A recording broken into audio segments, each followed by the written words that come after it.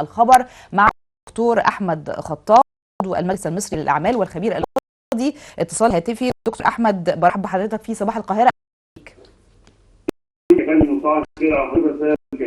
الخبر اللي معانا انه الدكتور مصطفى مدبولي كان في اجتماع امس مع وزير الاستثمار المصري، وكان في الحقيقه كلام على تهيئه الاستثمار في مصر، المستثمرين، كمان اهم التيسيرات اللي بتحدث للمستثمر سواء اجنبي او مصري اي جنسيه عشان يكون في استثمار في جميع القطاعات. تعليق حضرتك على هذا الخبر ايه؟ كمان منطقه اقتصاديه في منطقه، فنعرف اكتر. تفضل.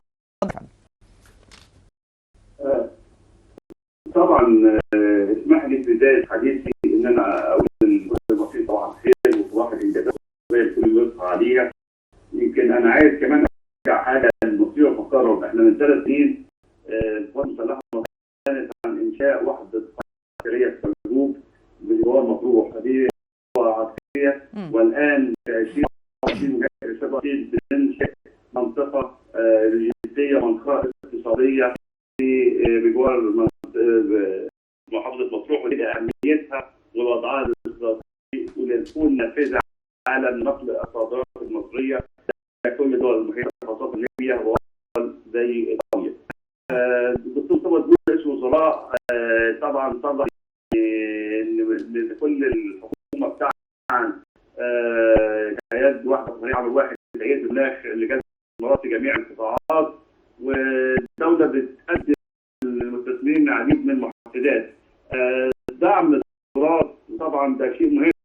دوله رئيس الوزراء خلال اجتماع الوزير حسن الخطيب وزير الاستثمار والتجاره الخارجيه على ملف الصادرات، ولابد ان حينما ننظر الى الصادرات يكون لدينا مواني على البحر الاحمر زي ميناء السخنه وميناء عين ومياه كلها رفع كفاءتها، ودلوقتي احنا بنضيف ميناء جرجور، وده ميناء ومنطقه جرجور الاقتصاديه الواعيه.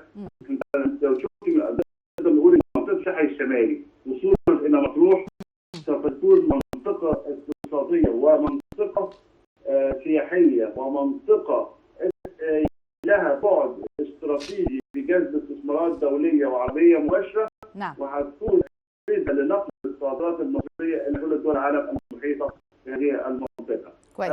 ايضا توجيه دوله رئيس الوزراء الى الدعم ايضا الصاعد لان المناطق اللي هي زي مطروح ومنطقه الساحل الشمالي او وصول المطروح دي كلها مناطق ايضا سياحيه صاعد فيها الايام دي. احنا بنحتفل بالتاريخ كل سنه والمصريين كل سنه كل العالم كلها يبقى بعد سنه وعيد الميلاد.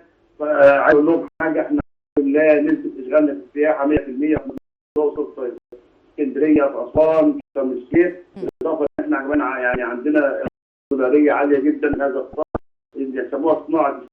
كويس. فالصناعه والتجاره لا تقل اهميه عن صناعه السياحه ايضا. وكان الوزير نائب لقطاع التجاره والصناعه والنقل اعلن ان طبعا المنطقه دي هيتم تكوين صوره كامله وعرضيه الرئيس لوضع الموقع على كل متطلبات كل الدعم المالي، لانها هتكون مركز لوجستي جديد في مصر في هذه المنطقه.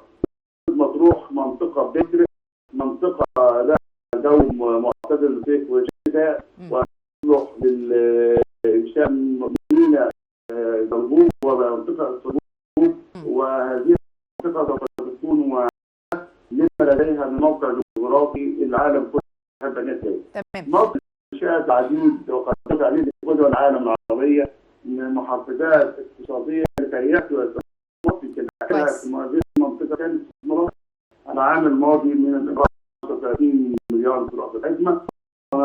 نامل ان يكون استثمار سياحي واستثمار صناعي واستثمار معتمد على تحليه مياه البحر عن طريق الطاقه الشمسيه، ثم الزراعه خاصه الاورجانيك اللي بيتم توصيلها للخارج، لان الميناء ده هيكون نافذه للصادرات الى اوروبا بعد ان دخلت مصر في اتفاق الرورو مع ايطاليا.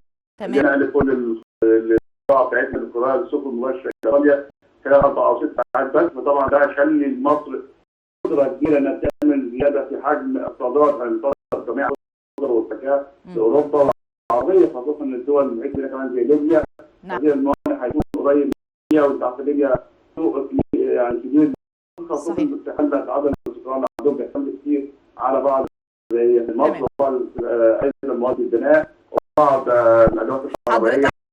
دكتور احمد، حضرتك تقصد قطاع الصادرات، ويمكن برضو في تفاصيل انه كان في دعم لقطاع الصادرات. احنا بنصدر مواد غذائيه كتير زي ما حضرتك ذكرت، مثلا دوله ليبيا بيعتمدوا على مواد غذائيه من مصر. مين تاني برضو من دول العالم اللي احنا يمكن بنصدر لهم بشكل كبير، او قطاع الصادرات يعتمد على كتله معينه من الدول؟ مثلا هل اوروبا، هل الدول العربيه، دول الخليج، ولا اسيا، ولا ايه بالظبط؟ وبرضو اي نوع من انواع الصادرات اللي احنا متميزين فيها في مصر؟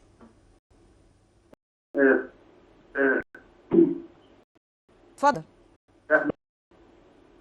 احنا بنعتمد مصر لديها خطه لوجستيه ان تكون منطقه لوجستيه اولى في الشرق الاوسط والشمال الافريقي. ليه مصر عندها المعلومات دي؟ مين اللي عنده سويس جديده وقديمه؟ مين اللي عنده منطقه قويه؟ مصر. مين اللي عنده ربط على البحر الابيض والبحر الاحمر؟ مصر. مين اللي عندها موانئ في مصر؟ اذا مين اللي عندها اتفاقيات دوليه تسمح لها انها لوجستيه؟ مصر. ليه بقى؟ مصر دلوقتي عايزه الكوميسا ديت عدوى بتاعتها من كبرى افريقيا، البريكس اللي بيتم الصين والهند وروسيا وبيلاروسيا والاخرى زي البرازيل. اذا مصر لديها القدره على نقل صادرات القاره الافريقيه الى قاره اسيا، ونقل صادرات القاره الافريقيه الى ايضا اوروبا من خلال اتفاق خط الروح مع ايطاليا، ولديها اسطول بحري واصل لاوروبا واسطول يصل الى امريكا. مصر من الدول اللي بتصدر اهم منتجات مصر صادراتها لامريكا على سن الفوسفات الابيض. القطاع الافريقي كله يا فندم لاوروبا. قطاع الحديد يا فندم تأسيس للطاقه والعماله، مصر بتصدر فيه صادرات جدا. قطاع السيراميك، البورسلين، الخضر والفاكهه كل سنه بتزود 10% من عندك انتعاشه كبيره ايضا لقطاع الاجهزه الكهربائيه، ومصر سوق كبير روجه في افريقيا. ايضا صادراتنا المنسوجات والاقطار المصريه ومنسوجات زي السجاد وغيرها بتصدر حتى لامريكا وحتى لاوروبا نفسها، لان اوروبا مصر رجع يكون في من العربيين السنه دي انتاج كبير. ووزاره قطاع الاعمال انتجت كمان مصانع كبيره بالتعاون مع الصين، اكبر شركه عالم انتاج الخيوط والاقمشه اللي عليه الجوده من الاقطار. ودلوقتي اصبح القطن المصري يجد، او مش هنقول قطن، لا هنقول المصري اللي متصنع من القطن المصري، اللي مصر بتصدر قطن كمان صوت خيوط او اقمشه عشان تعوض الصحيه والشركه هي عامله وتشغل المصنع. كل دي صناعات مصنعه العالم صناعات كبيره جدا، وقطاعات وسائل طفره كبيره جدا والدعم على فندم. تمام. انا بشكر حضرتك جدا دكتور احمد خطاب، بشكر حضرتك شكرا جزيلا دكتور احمد خطاب، عضو المصري للاعمال والخبير الاقتصادي. فهمنا من حضرتك يا دكتور موضوع دعم قطاع الصادرات، اهم انواع الصادرات اللي احنا متميزين فيها الملابس، الاجهزه، المواد الغذائيه، وكتير جدا من دول العالم الحقيقه بيتلقوا يعني السلع المصريه بشكل كبير في جميع دول العالم، او في يعني مناطق كثيره جدا على مستوى العالم.